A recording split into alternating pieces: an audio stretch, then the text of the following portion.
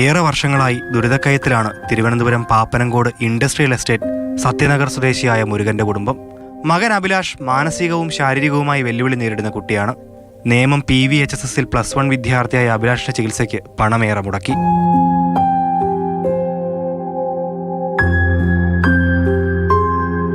കൂലിപ്പണിയെടുത്ത് കുടുംബം പുലർത്തിയിരുന്ന മുരുകന് ഇപ്പോൾ തൊഴിലിന് പോകാനാകില്ല. ഹൃദ്രോഗം മൂർധന്യ അവസ്ഥയിലാണ്. മുരുകന്റെ കിഡ്നി കൂടി പണിമുടക്കിയതോടെ കുടുംബം ദുരിതക്കയത്തിലായി. ഇരുവരുടെയും ചികിത്സയ്ക്ക് വലിയ തുകയാണ് ഓരോ മാസവും വേണ്ടിവരുന്നത്. 2 കിഡ്നിയും ഡാമേജ് ആണ്. കുറേ ടാബ്ലറ്റ് എഴുതി തന്നിട്ടുണ്ട്. വെളിയിൽ നിന്നുള്ള ടാബ്ലറ്റ് വാങ്ങിക്കാനുള്ള കണ്ടീഷനിലല്ല നമ്മൾ. അവൾ വീട്ടിൽ ജോലി ചെയ്തിട്ട് വന്ന് 9,000 രൂപ കിട്ടണതിന് 6,000 രൂപ വാടക പോകും. പോയിട്ട് 3,000 രൂപ വെച്ചാണ് ഞങ്ങൾ അഡ്ജസ്റ്റ് ചെയ്ത് പോകണം. ആരെങ്കിലും സഹായിക്കണ വലിയ ഉപകാരമായിരിക്കും. അവർക്ക് പുണ്യം കിട്ടും. കാരണം നമ്മളെ അവസ്ഥ അതാണ് അവസ്ഥ. പട്ടിണിയിലും ദുരിതത്തിലുമായതോടെ ഉഷാകുമാരി കുടുംബഭാരം ഏറ്റെടുത്തു. ഒരാളുടെ തുച്ഛമായ ശമ്പളവും ശാരീരിക വെല്ലുവിളി നേരിടുന്ന മകൻ അഭിലാഷിന് കിട്ടുന്ന 1300 രൂപ പെൻഷനിലുമാണ് കുടുംബം പിടിച്ചു നിൽക്കുന്നത്.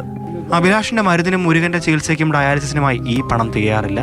ഇപ്പം ഏത് നിമിഷം വേണമെങ്കിലും എന്ത് വേണമെങ്കിലും സംഭവിക്കാം എന്ന്. ഇപ്പം എനിക്കാണെങ്കിൽ 2 മക്കൾ, ഇവൻ്റെ കാര്യവും ഒരു മോളും ഉണ്ട്. അവളെ കാര്യവും എനിക്ക് നോക്കാം. എനിക്കാണെങ്കിൽ വാദത്തിൻ്റെ അസുഖവും.